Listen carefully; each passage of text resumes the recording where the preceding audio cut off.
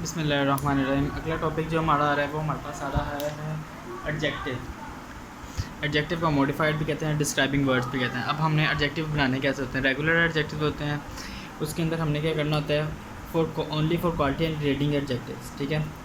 Mono डाइसिलेबिक syllabic adjective, इसके अंदर होता है कि मतलब अपने ई आर या ई एस टी पुट करना होता है। जैसे हमने पहले पढ़ा था कि एक सेलेबल वाला, एक साउंड वाला वर्ड हो या दो साउंड वाला वर्ड हो, तो ये उसके अंदर ई आर या ई एस टी यूज़ करते हैं, ठीक है।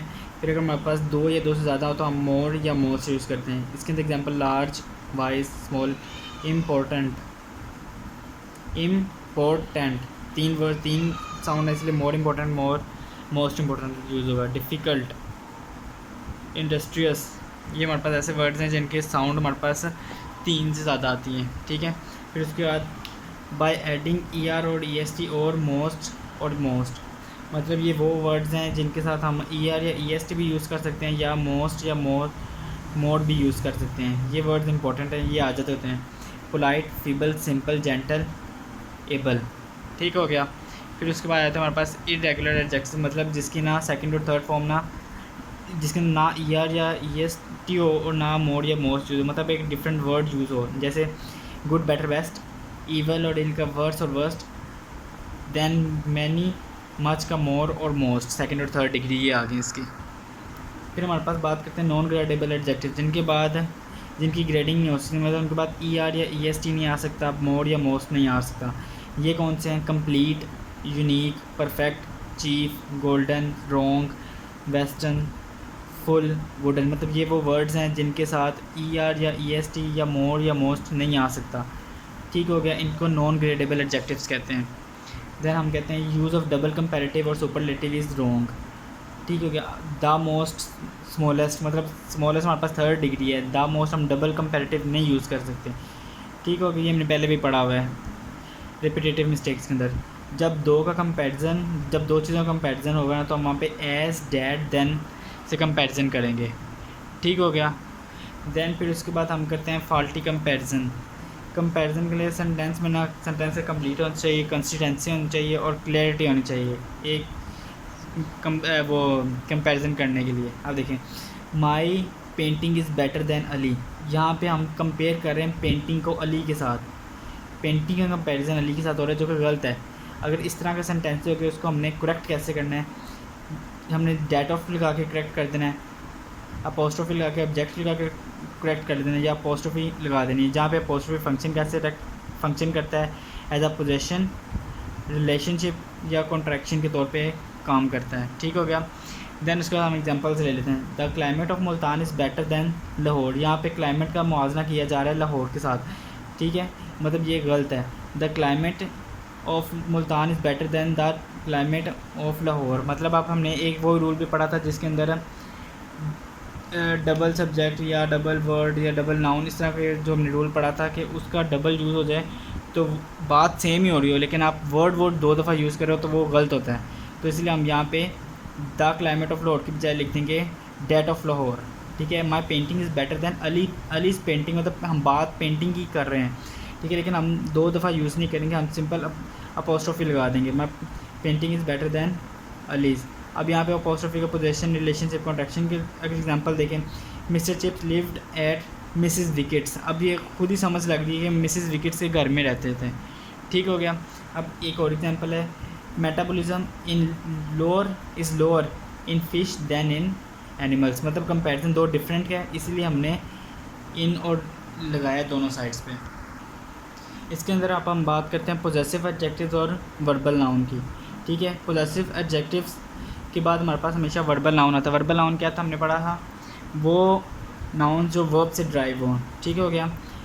माई, our, your, his, her, their, अगर ये हमारे पास पोजेसिव एडजेक्टिव्स आ जाएंगे हमारे पास वर्ब के बाद, देन हम यूज़ करेंगे वर्बल नाउन, ठीक हो गया। दे प्रेज्ड मी या माई टीचिंग, क्योंकि यहाँ पे माई हमारे पास पोजेसिव एडजेक्टिव है, ठीक है। उसके बाद हमारे पास एडजेक्टिव प्लस आर्टिकल का रूल है।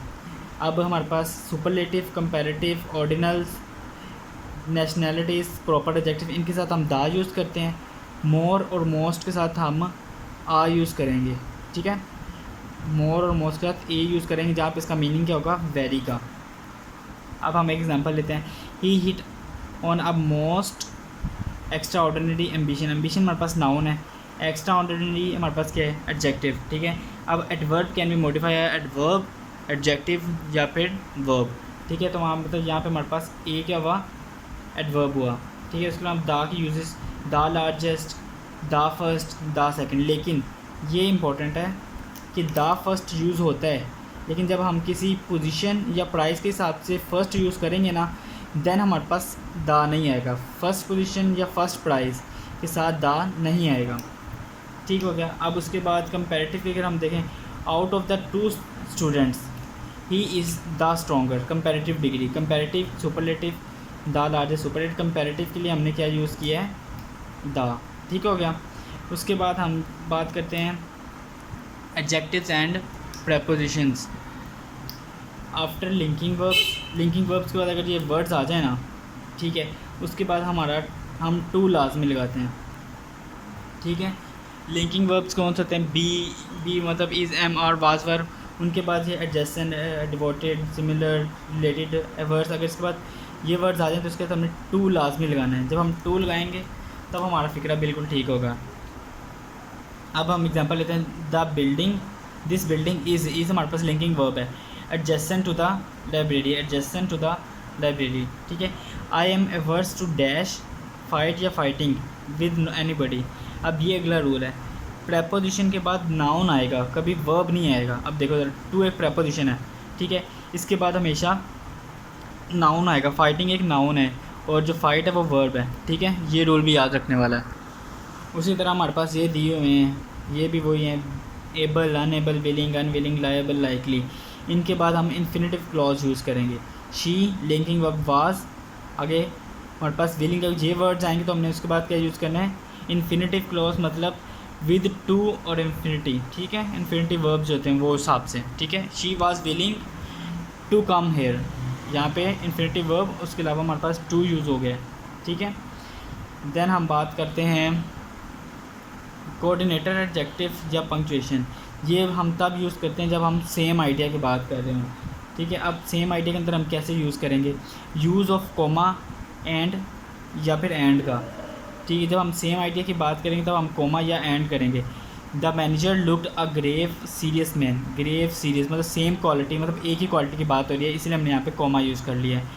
Two adjectives after linking verbs, and use होगा, मतलब linking verbs be, is, am, are, was, verb, वो वाले हैं जो लिंकिंग वर्ब्स के बाद हमेशा कोमा नहीं एंड यूज़ होगा। सेम क्वालिटी होगी तो कोमा यूज़ होगा, अगर हमारे पास कोमा या फिर एंड यूज़ होगा। अगर हमारे पास लिंकिंग वर्ब आ जाएगा उसके बाद हम एंड यूज़ करेंगे। अब जब हम कलर्ड एडजेक्टिव की बात करेंगे तब उनके दरमियान एंड यूज़ होगा। I bought a black and white shirt. ठीक हो गया। Use of and between two classifying adjective, अगर हम किसी चीज़ को क्लासीफाई कर रहे हैं और वो हमारे पास किसी एक सिस्टम को क्लासीफाई कर रहे हैं, देन हम उनके दरमियान में एंड लगाएंगे। लेकिन अगर सिस्टम से अलग होंगे तब हम उनके दरमियान कोमा लगाएंगे या फिर कुछ भी नहीं लगाएंगे। जैसे हम एग्जांपल ले लेते हैं, this is our social and educational dilemma. ठीक है, अब सोशल और एजुकेशनल ये एक ही सिस्टम को रिप्रेजेंट कर रहे हैं, मतलब एक ही कैटेगरी के अंदर आते हैं। ठीक है, एडजेक्टिव की ना एक ही कैटेगरी के अंदर आते हैं, इसीलिए हमने इनके दरमियान में एंड यूज़ किया है। लेकिन अगर दो डिफरेंट कैटेगरीज होंगी देन हम यूज़ नहीं करेंगे। मोस्ट इंपॉर्टेंट यहाँ का क्यूमुलेटिव एडजेक्टिव। ठीक है, अब इसके अंदर क्या होता है कि इसके अंदर होता है कि आपके बड़े ज़्यादा एडजेक्टिव होते हैं, लेकिन आपने उनकी सीक्वेंस को ना सेम रखना था। अब इसमें डिफरेंट आइडियाज़ आएंगे। ठीक हो गया। अब जिस तरह भी हमने पीछे बात की थी, अगर सेम सिस्टम की बात होगी तो हम एंड लगाएंगे, अगर सिस्टम की बात सेम नहीं होगी तो हम या तो कोमा लगाएंगे या तो कुछ भी नहीं लगाएंगे। अब ये देखो डिफरेंट किस्म के ना आएंगे हमारे पास एडजेक्टिव्स ना, जैसे क्वालिटेटिव, कलर, क्लासीफाइंग, सारे मिक्स होकर ना आ जाएंगे, तो हमने उनको कैसे सॉल्व करना है। ठीक है, इन एडजेक्टिव के अंदर हमने कोमा यूज़ नहीं करना, पहली चीज़।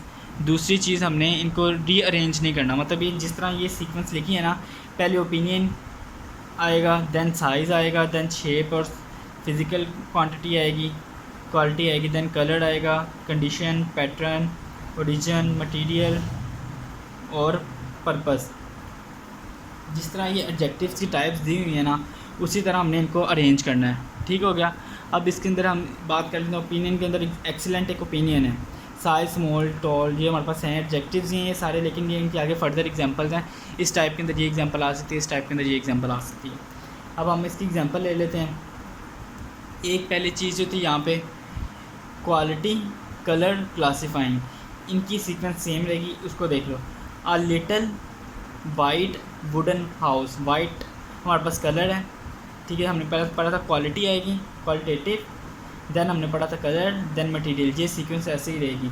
उसके बाद जो ये वाली एग्जांपल है ना, ये एग्जांपल इस पूरे रूल को शो करती है कि पहले ओपिनियन आएगा। अब देखो ज़रा, हरम वाज अ ब्यूटीफुल, ओपिनियन है कि वो ब्यूटीफुल है, ठीक है, ओपिनियन वाला एडजेक्टिव है। टॉल साइज़ को शो कर रहा है, थिन शेप को शो कर रहा है, ये फिजिकल क्वालिटी को शो कर रहा है। देन हमने कलर यूज़ किया है ब्राउन, देन हमने कंडीशन किया हुआ है, ठीक है, हेयर्ड, फिर उसका पैटर्न, मतलब पैटर्न यूज़ किया हुआ है, उसकी ओरिजिन यूज़ की हुई है कि ओरिजिन कौन सी है उसकी, तुर्किश, ठीक है। और उसके बाद हमने एंड पे क्या लिख दिया है कि वो एक वुमेन, मतलब इसको सारा एक्सप्लेन करती है, उसकी सूरत हाल को सारा एक्सप्लेन करती है। लेकिन हमने फॉलो क्या करना, हमेशा यही रूल करना, मतलब इसी के हिसाब से हमने अरेंज करना होता है कि सबसे पहले हमने ओपिनियन वाला एडजेक्टिव लिखना है, फिर साइज़ वाला एडजेक्टिव लिखना है, फिर शेप वाला लिखना है। इसी तरह करके हमने एंड तक ना लिखने, अगर हमारे पास ज़्यादा सारे एडजेक्टिव्स दिए होंगे तो। यहाँ पे हमारा ये लेक्चर ख़त्म होता है। अगर आपको लेक्चर पसंद आया तो फिर आप काइंडली इसको चैनल को सब्सक्राइब कर दें, और इसके अलावा अगर ये नोट्स वगैरह चाहिए तो आप इस नंबर पर रब्ता करके नोट्स ले लें।